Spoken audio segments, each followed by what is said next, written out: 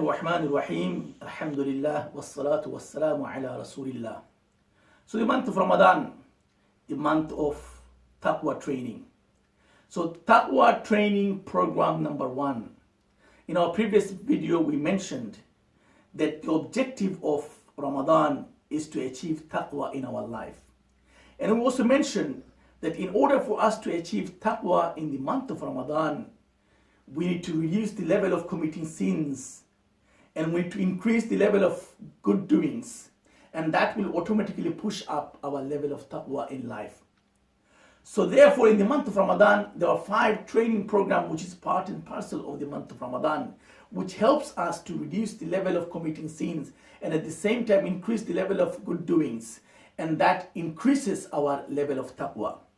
So program number 1 in the month of Ramadan, what we see that in the month of Ramadan, our desires, our shahawat are being controlled in the month of Ramadan. So therefore we see our natural instincts, our lusts are being controlled and reduced in the month of Ramadan. Even our food appetite is also being reduced and controlled in the month of Ramadan. And the way it is being carried out, when Allah subhanahu wa ta'ala says, Ya ayyuhal ladhina amanu kutiba alaykum as-siyam, kama kutiba ala alladhina min qablikum la'allakum tattaqun.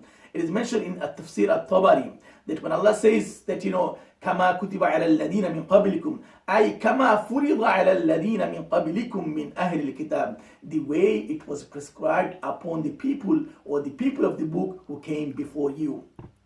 It is also mentioned that when Allah says la'allakum tattaqun, especially in At-Tabari and Al-Qurtubi, it is mentioned that when Allah says لَعَلَّكُمْ تَتَّقُونَ, it actually means, or one of the meanings is مَعْنَاهُ لَعَلَّكُمْ تَضْعَفُونَ.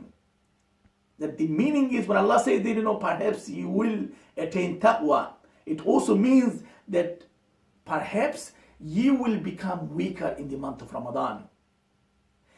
And the advantage of becoming physically relatively weaker in the month of Ramadan is that it is explained again in the tafsir that فَإِنَّهُ كُلَّمَا قَلَّ الْأَكْلِ ضَعُفَتْ الشَّهَوَاتِ وَكُلَّمَا ضَعُفَتْ الشَّهَوَاتِ قَلَّتْ الْمَعَاصِي.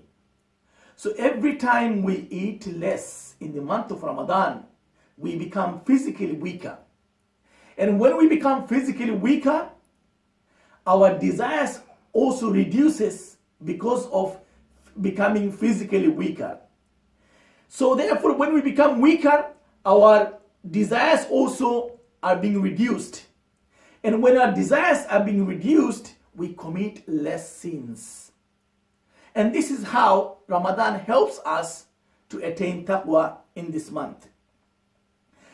Now, it is also mentioned that one of the hadiths says, the Prophet ﷺ says, As-siyamu junnatun, that the fasting is a shield, or like a shield. As-siyamu junnatun ka junnatin ahadukum min al-qital. It is just like a shield that we use to protect ourselves in a battlefield. So therefore, Ramadan is a shield for us, junnatun min al-nar, a shield for us to protect us from the fire of hell.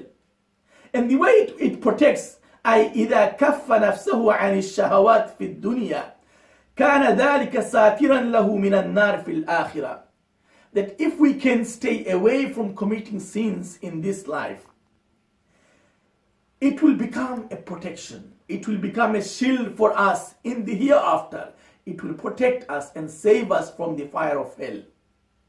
So therefore, in the month of Ramadan, although we are meant to achieve taqwa, but in reality, we don't eat. We stay away from eating, drinking, and intercourse.